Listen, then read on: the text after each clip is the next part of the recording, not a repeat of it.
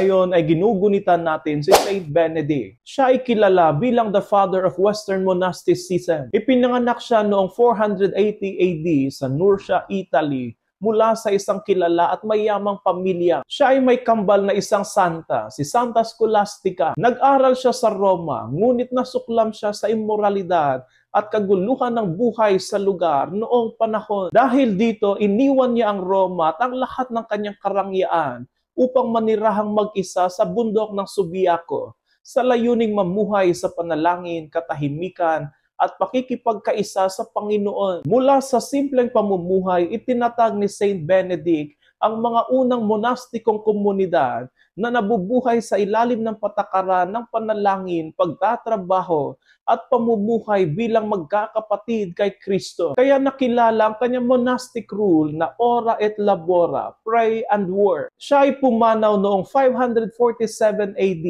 habang nakatayo na nananalangin sa Panginoon sa harap ng altar. Siya ay kilala bilang patron ng Europa at patron laban sa kasamaan at ng demonyo. Ang medalya ni Saint Benedict ay isa sa pinakamahalagang sacramentals ng simbahan na may dasal laban sa tukso at laban sa kapangyarihan ng demonyo. Saint Benedict, pray for us.